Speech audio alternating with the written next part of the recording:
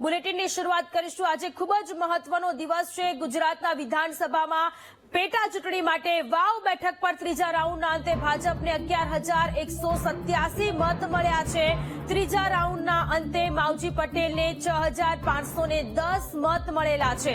વાવ બેઠક પર પેટા ચૂંટણી આજે મત ગણતરી છે। 12,360 મત ત્રીજા રાઉન્ડમાં કોંગ્રેસને મળ્યા છે। ભાજપને 11,000 સમથિંગ મત મળ્યા છે, એટલે કે ત્રીજા રાઉન્ડમાં કોંગ્રેસ આગળ વધેલી જોવા મળી રહી છે। વાવ બેઠક પર ત્રિપાખીયો જંગ જામેલો હતો। અપક્ષમાંથી માવજીભાઈ પટેલે કે જેઓએ ઉમેદવારી નોંધાવી હતી, એક એવી પણ સ્ટ્રેટેજી ભારતીય જનતા પાર્ટીની હોય તેવું પણ રાજકીય વિશ્લેષકોનું માનવું છે। બીજી બાજુ મહારાષ્ટ્રમાં પણ અત્યારે જે માહોલ છે તે જોવા મળી રહ્યો છે। મહારાષ્ટ્રમાં ભાજપ 184 બેઠકો પર આગળ જોવા મળી રહી છે। તો આપણી સાથે હેમાંગભાઈ વસાવડા કોંગ્રેસના નેતા જોડાયેલા છે। ડોક્ટર હેમાંગ વસાવડા જોડાયેલા છે। હેમાંગભાઈ, સૌથી પહેલા સ્વાગત છે તમારું વીટીવી ન્યૂઝમાં। સૌથી પહેલો મારો સવાલ છે, બનાસકાંઠાની વાવ બેઠક પર જે ત્રિપાખીયો જંગ જામેલો છે, જ્ઞાનીબેન ઠાકોર કે જેઓ લોકસભામાં જીતી જતા પેટા ચૂંટણી થઈ, હવે કોંગ્રેસ માટે આ બેઠક પર જીતવું એ ખૂબ જરૂરી છે। જો કે કોંગ્રેસ માટે અત્યારે સારા સમાચાર એ છે કે ત્રીજા રાઉન્ડમાં કોંગ્રેસ 12,000 વોટ જેટલા જેથી આગળ ચાલી રહી છે। ત્રીજા રાઉન્ડમાં આગળ ચાલી કોંગ્રેસ।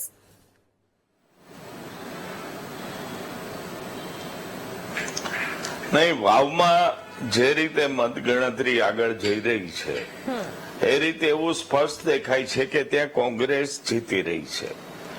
અમારા યુવાન ઉમેદવાર ગુલાબસિંહ ભલે 5,000 મતે કે 7,000 મતે પણ જીતે એ નક્કી છે। એટલે મૂળ એનો જસ છે ત્રિપાખીયા જંગને। અપક્ષ ઉમેદવાર જે માવજીભાઈ પટેલને નબળા ઉમેદવાર ગણાતા હતા અને ફિયાસ્કો થશે એવું અમુક વર્ગ માનતો હતો, એમણે મતપેટી ઉપર ખૂબ સારો દેખાવ કર્યો છે।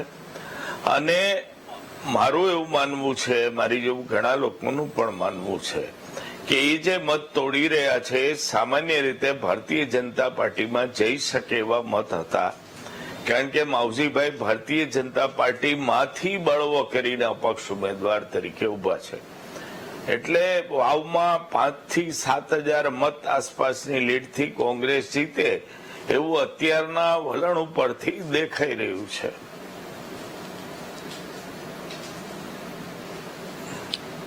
પાર્ટીથી દીપકભાઈ, વાવ બેઠક એ ખૂબ જ મહત્વપૂર્ણ બેઠક છે, કારણ કે કોંગ્રેસની આ પરંપરાગત બેઠક છે।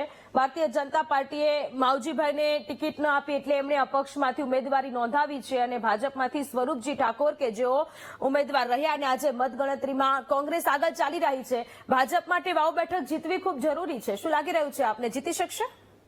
ભારતીય જનતા પાર્ટી જ્યારે પણ ચૂંટણી લડતી હોય છે ને ત્યારે જીતવાના માહોલથી જ લડતી હોય છે। કારણ એટલા માટે છે કે માત્ર ચૂંટણી આવે ત્યારે જ ભારતીય જનતા પાર્ટી કે એના કાર્યકર્તાઓ નથી દેખાતા હોતા। 24/7 24 કલાક પ્રજાની વચ્ચે રહેનારા છે અને એટલા માટે જ જ્યારે તમે કોઈ પણ કાર્ય કરો છો અથવા તો તમે કર્મ કરો છો તો સ્વાભાવિક વાત છે કે ફળ તમને મળતું જ હોય છે। એટલે ચૂંટણી જીતવા માટે જે થતું હોય છે। સવાલ એટલો છે કે આપણે હમણાં જ મારા વડીલ મિત્રને આપણે સાંભળ્યા કોંગ્રેસમાં, એમણે કીધું કે ત્રિપાખીયા જંગનો ફાયદો છે। અમે ક્યારે પણ ત્રિપાખીયા જંગનો ફાયદો નથી લેતા, અમે પોતે અમારી પોતાની તાકાતનો ફાયદો લઈએ છીએ અને તાકાત અમે જે અમારી જે છે એ તાકાત એ છે કે પ્રજાની વચ્ચે રહેવું અને પ્રજાના પ્રશ્નોને સમજવા અને પ્રજાના પ્રશ્નોને વાચા આપવી, આ જ અમારી જીત છે, મોટામાં મોટી જીત છે। અને રહી વાત અત્યારે આગળના ત્રીજા રાઉન્ડની હતી, તમે જે વાતચીત કરીએ, હું માનું છું ત્યાં સુધી માર્જિન કોઈ પણ જીતશે પણ ઓછું આવશે અને ભારતીય જનતા પાર્ટીની જીત એટલા માટે હું કહું છું, મેં પહેલા કીધું એ કે હંમેશા જે બળવો કરે છે એને એનું પરિણામ તો મળતું જ હોય છે। તોડફોડ થતી હોય છે, થોડી ઘણી તોડફોડ થતા હોય છે, પણ એ પરિણામમાં હું માનું છું ત્યાં સુધી કોઈ એનો ફેર નહીં પડે। ઓછા માર્જિનથી પણ ભારતીય જનતા પાર્ટી પોતે જીતશે। આપણી સાથે રાજકીય વિશ્લેષક હરેશભાઈ પંડ્યા જોડાયેલા છે। હરેશભાઈ, સ્વાગત છે તમારું વીટીવી ન્યૂઝમાં। આપણે વાવ બેઠક પરની વાત કરી રહ્યા છીએ। આની પહેલા જયારે ચર્ચા કરી હતી ત્યારે રાજકીય વિશ્લેષકોનું કહેવું એવું છે કે ભારતીય જનતા પાર્ટીએ માવજીભાઈ પટેલને ટિકિટ ન આપી અને સ્વરૂપજી ઠાકોરને ટિકિટ આપી, વોટ વહેંચાઈ જાય એટલા માટે ટિકિટ આપી છે, એક એવું પણ અંદાજ છે. અને બીજી બાજુ કોંગ્રેસે ગુલાબસિંહ રાજપૂતને ટિકિટ આપી છે કારણ કે જે ઠાકોર સમાજ છે એ તો ઓલરેડી જ્ઞાનીબેન ઠાકોરના સમર્થનમાં જ છે. તમને શું લાગી રહ્યું છે? કારણ કે પરંપરાગત બેઠક વાવ બેઠક કે જે વર્ષોથી કોંગ્રેસની આ બેઠક રહી છે, ભારતીય જનતા પાર્ટીને ત્યાં જીતવું એ ખૂબ જરૂરી છે, પરંતુ ત્યાંનો જે રુઝાન છે, તેમની જે સ્ટ્રેટેજી છે તે શું આ વખતે સફળ થશે કે પછી આ વખતે પણ બેઠક કોંગ્રેસની? આમાં એવું છે કે આપણે ત્યાં જે ચૂંટણી લડાય છે, ચૂંટણી એઝ સચ રાજકીય રીતે નથી લડાતી, પણ જ્ઞાતિના આધારે ચૂંટણી લડાતી હોય છે. અને જ્ઞાતિના સમીકરણો જોઈએ તો ત્યાં બધા બહુ ક્ષત વિક્ષત જોવા મળે છે આપણને. અને એ જોતા એમ જે ઉમેદવારો ઉભા છે એ બધા જ ઉમેદવારો જુદા જુદા એમ કે જાતિગત એમ જે સમૂહ છે એનું પ્રતિનિધિત્વ કરતા હોય એવું લાગે. એમ બરાબર છે કે ભારતીય જનતા પાર્ટીની ગણતરી અત્યારે ઓછી પડી રહી છે અને એમ બની શકે કે માવજી પટેલ થોડા પણ મતથી એને જે કંઈ તોડી શકે તો એ એને ભોગવવું પડે. હજી આ બધું કવેળાનું એટલા માટે છે કારણ કે હજી ત્રીજો રાઉન્ડ આવી રહ્યો છે, હજી બીજા ઘણા રાઉન્ડ બાકી છે, એટલે કયા રાઉન્ડમાં કોનું પત્તું ખુલે છે એના ઉપર આ બધો આધાર જાય છે. હા, છેલ્લા 2 વખતથી આ બેઠક જ્યારે કોંગ્રેસ પાસે છે ત્યારે કોંગ્રેસ આશા રાખે એ સ્વાભાવિક છે. અને એ જોતા અત્યારે કોંગ્રેસનો ઉમેદવાર પણ ઘણા એવા મતથી લીડ કરી રહ્યો છે, તો એની અત્યારે જીતની શક્યતા આપણને દેખાઈ રહી છે. પરંતુ જેમ જેમ પેટીઓ ખુલે તેમ તેમ આમાં પણ મૂળ વાત અહીંયા પ્રશ્ન એ છે કે માવજી પટેલ એ ભારતીય જનતા પાર્ટીને કેટલું નુકસાન પહોંચાડી શકે છે એની ઉપર આ મોટી ગણતરી રહી છે. હવે આપણે મહારાષ્ટ્ર વિધાનસભાનું જે અત્યારે મતગણતરી થઈ રહી છે તેના પર જોઈએ. ડોક્ટર હેમાંગ વસાવડા છે. હેમાંગભાઈ, મહાવિકાસ અઘાડી કોંગ્રેસ, ઉદ્ધવ ઠાકરેનું જૂથ, શિવસેના, શરદ પવાર વાળું જૂથ એનસીપી, સવાલ અત્યારે એ મને એટલા માટે કરવો છે કે પરિણામ આવી જશે, કદાચ મહાવિકાસ અઘાડી જીતી પણ જશે, જેવી રીતે એક્ઝિટ પોલના આંકડા છે 19-20નો ફરક અત્યારે દેખાઈ રહ્યો છે એક્ઝિટ પોલના આંકડા પ્રમાણે. ને અત્યારે 50%થી વધુ મહારાષ્ટ્રમાં જે ભાજપનું ગઠબંધન છે તેમાં જોવા પણ મળી રહ્યું છે કારણ કે 191 બેઠક પર અત્યારે આગળ છે. પરંતુ મુખ્યમંત્રી બનાવવા એ ખૂબ જરૂરી છે. તમામે તમામ લોકો ભાજપ હોય કે કોંગ્રેસ હોય એમાં મુખ્યમંત્રી બનશે, ત્યારબાદ 48 કલાકમાં જ જે શપથ ગ્રહણ સમારોહ છે, આખું જે પ્રસ્તાવ છે તે રજૂ કરવામાં શું સફળ રહેશે મહાવિકાસ અઘાડી ગઠબંધન?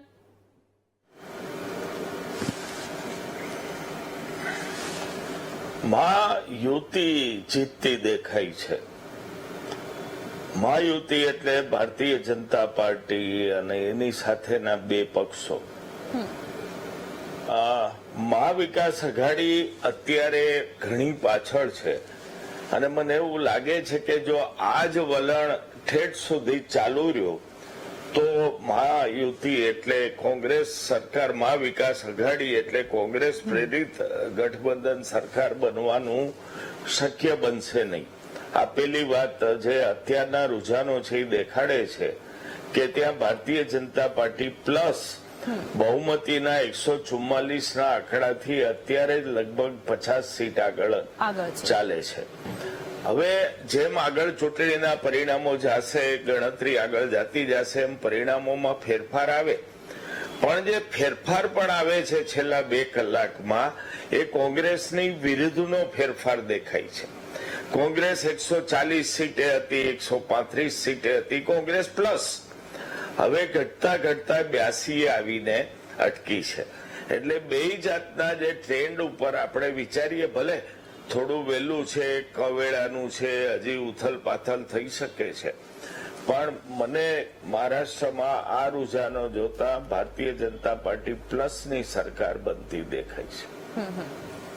આપણે દીપકભાઈને સવાલ પૂછીએ કે દીપકભાઈ, જેવી રીતે અત્યારે મહારાષ્ટ્રમાં 191 બેઠકો પર ભારતીય જનતા પાર્ટી આગળ ચાલી રહી છે, તો શું મહારાષ્ટ્રમાં જે વિચારધારા અલગ હોવા છતાં પણ જ્યારે ગઠબંધન થઈ રહ્યા છે, એક ગઠબંધનમાં સરકાર બનાવી શકશે? માનું છું ત્યાં સુધી છેલ્લા 2.5-3 વર્ષનું આપણે જોયું તો સ્વાભાવિક વાત છે કે વિચારધારા વિરુદ્ધની આપ જે વાતચીત કરી રહ્યા છો, પણ પ્રજા તો હંમેશા પોતાના કાર્યો કઈ રીતે થાય એટલે એની અંદર એક સૂત્રતા જળવાય એ પ્રમાણેની સરકારી હોય છે. વિચારધારાની જે બાબત છે એ પક્ષના સંગઠન અને એ બાબતની આવતી હોય છે.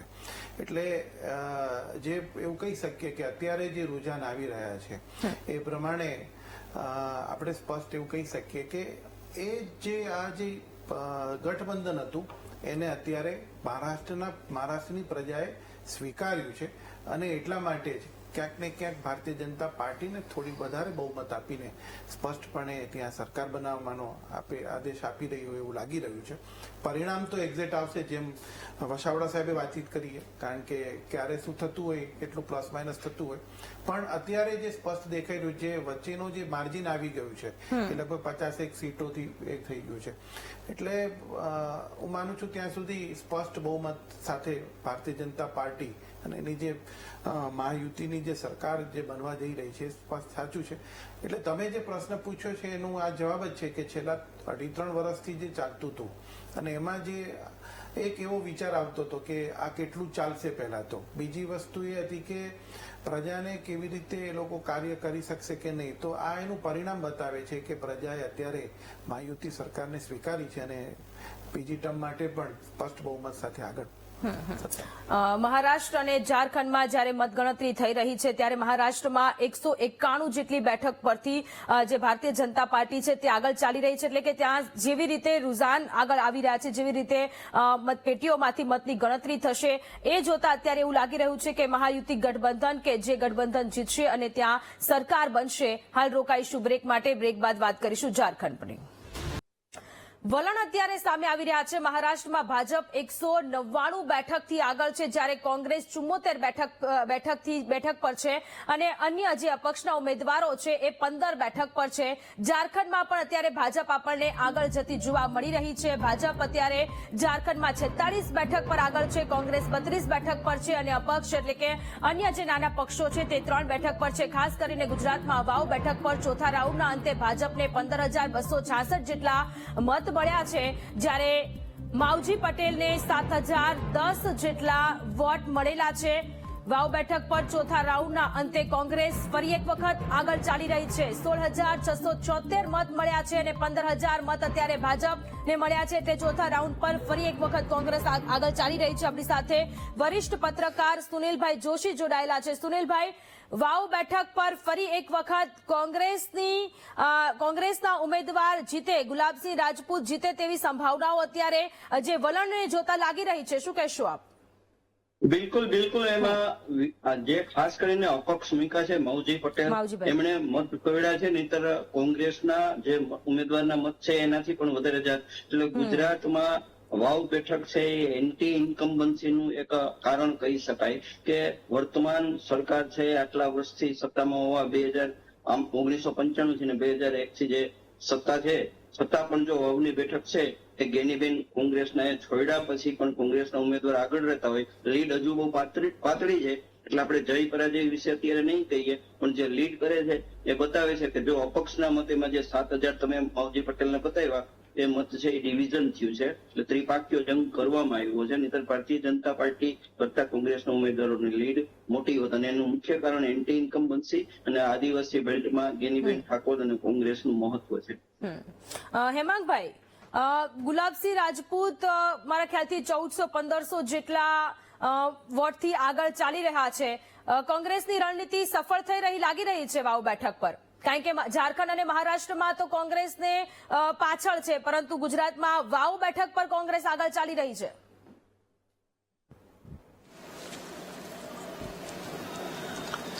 વાવ બેઠક ઉપર કોંગ્રેસ આગળ ચાલી રહી છે એ આંકડા બતાવે છે. વિચારવાની કે ધ્યાન દોરવાની બાબત એ છે કે 4 રાઉન્ડમાં કોંગ્રેસ આગળ ચાલી છે. એટલે મેં અગાઉ જેમ કીધું કે આ રીતે ટ્રેન્ડ જો ચાલુ રહે તો કોંગ્રેસ ચોક્કસ વાવની બેઠક જીતે. અને ક્યારેય જીત થાય એટલે તમે 2 દાવા તો કરી જ શકો કે અમારો પ્રચાર તંત્ર મજબૂત રહ્યું અને રણનીતિ અમારી બહુ સારી રહી. પણ વાત એટલી જ છે કે ગેનીબેનનો જે વટ અને વર્ચસ્વ છે એ હજી અકબંધ છે એવું વાવ બેઠકના રાઉન્ડ ઉપરથી દેખાઈ રહ્યું છે. હવે વાત એ બહુ સુનિલભાઈ એક સરસ વાત કરી કે માવજીભાઈ કોના મત તોડી રહ્યા છે. અકળ વાત છે.